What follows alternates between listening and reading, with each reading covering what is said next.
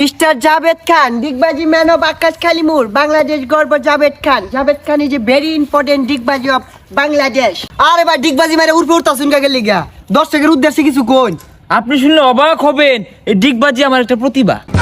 আচ্ছা আপনি কি ডিগবাজি দিয়ে কোনো ঘরে দরজা ভেঙেছেন? আপনি শুনলে অবাক হবেন, দরজা নাড়তে দিয়েছি অনেকগুলো, ভাঙে নাই। তবে বি কেয়ারফুল, যে কোনো সময় ডিগবাজি মেরে তো ঘরের দরজা ভেঙে আমি উঠতে পারি।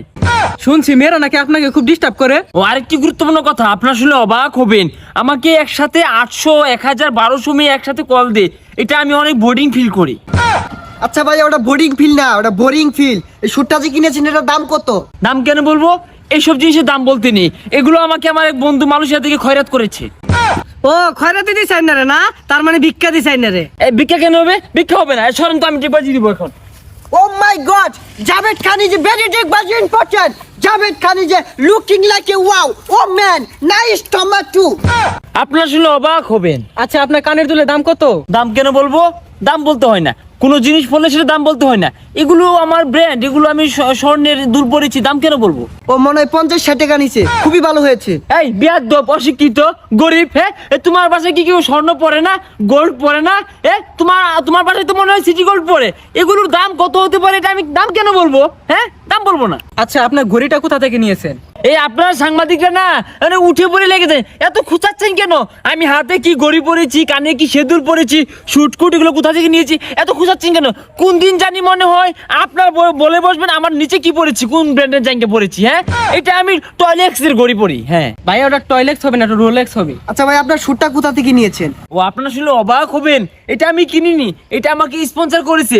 This is sponsor me. Javed Khan এটা পরে বিভিন্ন শুটে যাবে, মেয়েরা দেখবে, ছবি তুলবে, এটা আমি কিনিনি, এটা রুবেল মালামাল থেকে আমাকে স্পন্সর করেছে। আরে ভাই ওটা রুবেল মালামাল না, ওটা রয়্যাল মালামাল। আচ্ছা ভাই আনের তো গলার সেন্টার দাম কয়টি? হ্যাঁ এই আপনারা সাংবাদিকরা, আপনাদের কি কোনো খেয়ে দেয়ে কাজ নেই? হ্যাঁ সারাক্ষণ জাভেদ খানের পিছনে লেগে থাকেন, পড়ে থাকেন, জাভেদ খান কোথায় হাগলো, জাভেদ খান কি দিয়ে হসলো, এগুলো নিয়ে পড়ে থাকেন। এই মালা, এগুলো দাম বলতে হয় না, এগুলো কি আমাকে জোগাড় পেয়েছেন, এগুলো দাম বলবো? আপনি যে এত দামি দামি জামা কাপড় পরেন, চেইন পরেন, ঘড়ি পরেন, তো এখন বাংলা ছবি আপনাকে নিচ্ছে না কেন?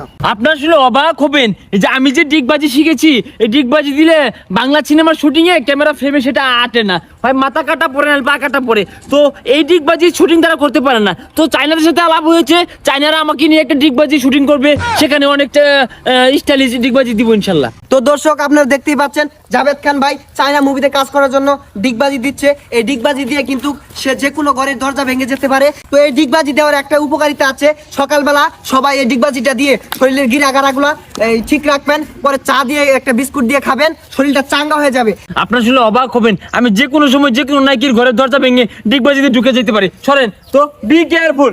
তো দর্শক আপনারা দেখতেই পাচ্ছেন জাভেদ খান ভাই কিন্তু এখনো তার ডিগবাজি চালিয়ে যাচ্ছেন। তিনি বলছেন ডিগবাজি দিয়ে নাকি নাইকিদের ঘরের দরজা ভেঙে ঘরে ঢুকে পড়বেন।